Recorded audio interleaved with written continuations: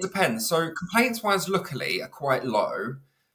There's a certain type of customer that fortunately aren't really, it's probably 1% of our customer, that's the type of customer that you will never please that customer.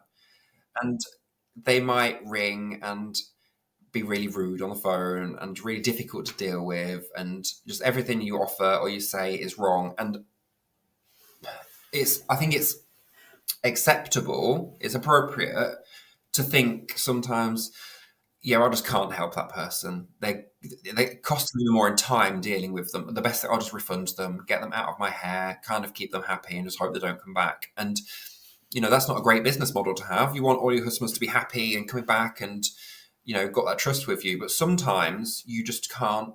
You just can't deal with it. And if you've got someone, most sort of small businesses don't really tend to use phones and stuff, but we use our phone goes a lot. Charlene took them out of the office today, bless her, so that if they ring, I'm not disturbed.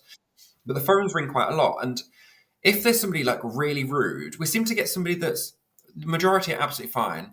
Every so often, we'll have a really horrible tone, really rude, shouting and swearing, and I'm happy with bad language, but when it's at you, is very different to when it's with you. And you just need to be as calm as you can. And I would literally just say, I'm really sorry. I'm not being spoken to like that. You need to change your tone or I'm going to end the call. And if they take a deep breath, they might be like, sorry, this just happened. My kid's not well, blah, blah. And then they might turn around, or they carry on and boop, and down they go. And usually, them ones don't call back. We have had a few that are super, super aggressive. And if you think it can be any walk of life, and I had one that was so bad and so vile, and the stuff she was saying was so horrendous, and she was just screaming at me, and I was in so much shock. And it was the first one that I'd ever had, and obviously it's been the worst one. It was about 2 years ago, and I couldn't calm her down, and I think I spent too much time trying to calm her down. Whereas somebody said to me, like, when you take a call of an angry person, it's like holding a balloon.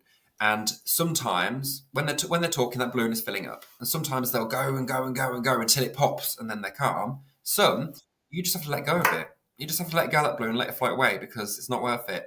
And after I kept saying, I think I tried too hard to try and pacify her when I should have given in a lot easier, a lot sooner than I did. And I think realistically, it was just winding her up more. So I ended up hanging up on her, and I logged into her BT account and I blocked every number. So she was like barred from even phoning in. And I emailed her and said, we won't be accepting your calls because none of my staff are paid enough to deal with how you was. That was totally inappropriate. It's unacceptable. We won't allow it. This is our email address. Feel free to email us, but don't even try and contact us, because we're not having that kind of communication with you. Because what we see, when I sort of developed Soak and Soak was growing, I was a customer before of a lot of our now competitors. So I built Soak based on not really what I thought they did well. So I weren't copying their ideas. It was based on the opposite. So it was like, oh, they're really slow with their postage, and I really like their company, but it takes 2 weeks to get the stuff. Right, we need to be faster.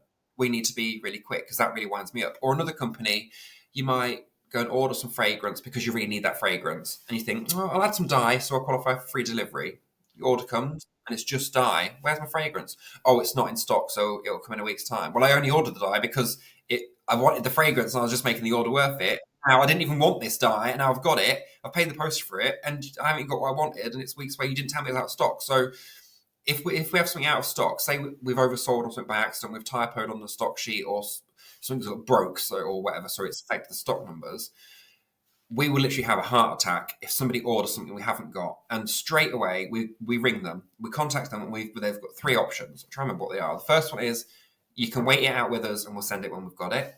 We can send what we've got so far and send this when it comes in, or we will refund you. Because when you're a business, you need to know when stuff is coming to you or when it's on the way. You can't just order something and it say dispatched and then it not arrive, because so they're the kind of things that we learned from other companies, was like, we don't want to do it like that. Or another company, they never answer the phone, so our staff know they need to answer that phone. And if they don't answer it within 10 rings, like, I'm annoyed.